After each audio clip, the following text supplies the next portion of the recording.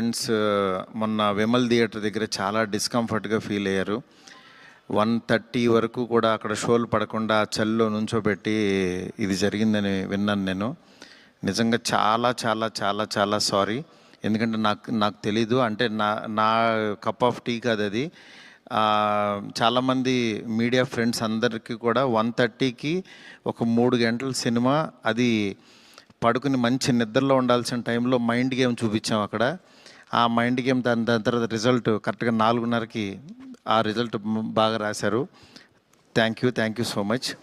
ఎందుకంటే ఒక సినిమా అంటే ఎంటర్టైన్మెంట్ సినిమా ఏదో వేయచ్చు, కానీ ఇంత మైండ్ గేమ్స్ ఇవన్నీ ఉన్న టైంలో యాక్చువల్గా రాంగ్ టైంలో పడి కొంచెం అందరిని ఇబ్బంది పెట్టాము. సారీ దానికి. నెక్స్ట్, ఫస్ట్ ఆఫ్ ఆల్ నాకు ఈరోజు ఏది ఏమైనా నాకు ఒక మంచి ఆపర్చునిటీ ఇచ్చిన ప్రభాస్ గారికి నా జన్మంతా రుణపడి ఉంటాను. ఎందుకంటే ఒక నార్మల్ మిడ్ రేంజ్ డైరెక్టర్కి ప్రభాస్ సినిమా తీశాడు అనిపించేలా చేసిన ప్రభాస్ గారికి చాలా చాలా చాలా థ్యాంక్స్.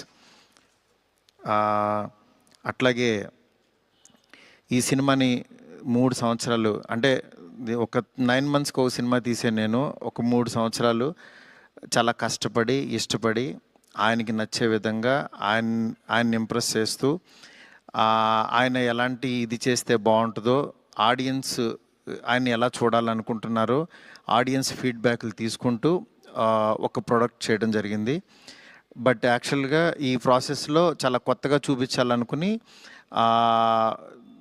అంటే లాస్ట్ క్లైమాక్స్ అదంతా చూసిన వాళ్ళందరూ అసలు ఇండియన్ స్క్రీన్ మీద ఇలాంటి మైండ్ గేమ్లో ఒక కమర్షియల్ హీరో సినిమా ఇంతవరకు రాలేదు, నిజంగా చాలా కొత్తగా ఉందని ఈరోజు 40 మినిట్స్ ఎపిసోడ్కి మాత్రం చాలా ఎప్రిసియేషన్ వస్తుంది త్రూ అవుట్ వరల్డ్ వైడ్.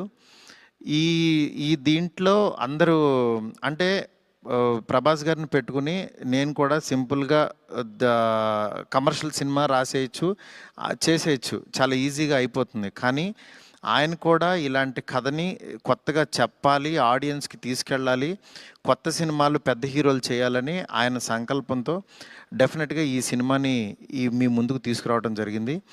నిజంగా అది కామన్ ఆడియన్స్కి చాలామందికి రీచ్ అయింది. నెక్స్ట్ రిజల్ట్ అనేది వెంటనే ఇప్పుడే 1 డేలోనే డిసైడ్ అయ్యి ఒక షోలోనే డిసైడ్ అయ్యి అనేసుకోవటం కరెక్ట్ కాదు.